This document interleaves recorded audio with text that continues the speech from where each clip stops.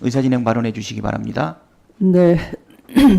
국회가 탄핵 소추한 내란 우두머리 윤석열 비소추인은 검찰에 의해서 수사를 받았고 기소가 돼 있습니다.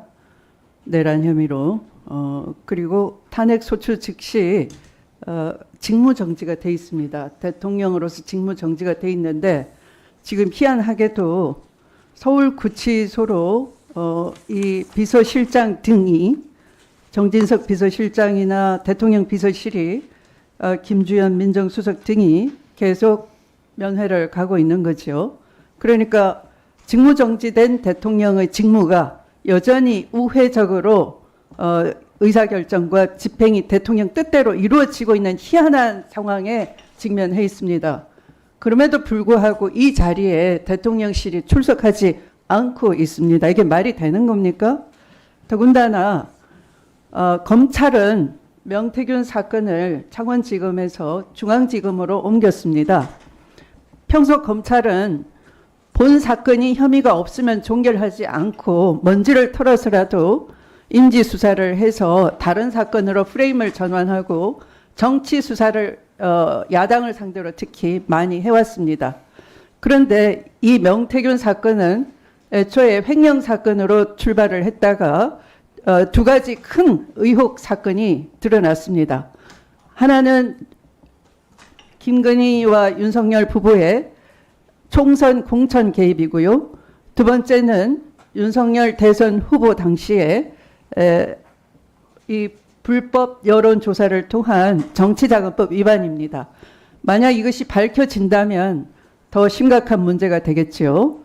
그런데 이들 사안에 대해서도 지금 중앙지검이 제대로 수사를 하려는 의지가 있는 것인지 아니면 윤석열, 김건희 부부를 감추기 위해서 꼬리 자르기 위해서 사건을 매장시키기 위해서 법기술을 부리려고 사건을 땡겨온 것인지에 대한 의견이 분분한 것입니다. 그야말로 형사사법이 공정하게 돌아가지 않고 법치가 작동되지 않도록 하는 배후에는 여전히 대통령실이 움직이고 있다라고 봐집니다. 제가 지난번 국정조사위원으로서 출석했던 정진석 비서실장과 그다음 권한대행 최상목 사이에 희한한 광경을 봤습니다.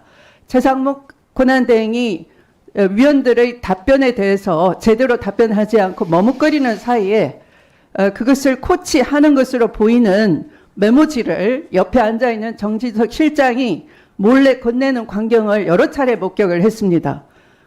그리고 그 무렵에 박현수 서울경찰청 직무대리에 대한 인사도 이루어졌습니다. 그리고 후속 인사가 계속 이루어지고 있는 것입니다.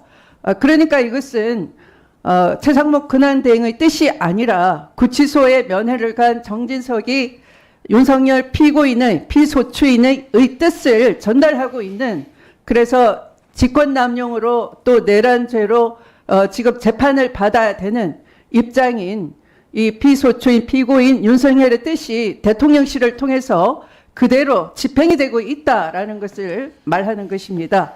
이것에 대해서 우리 위원회 입장으로 단호하고 분명한 입장을 좀 전달할 것을 촉구합니다. 이상입니다.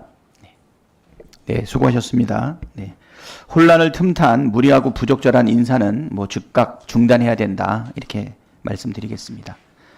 다음으로 정진욱 위원님 의사진행 발언해 주시기 바랍니다. 예, 광주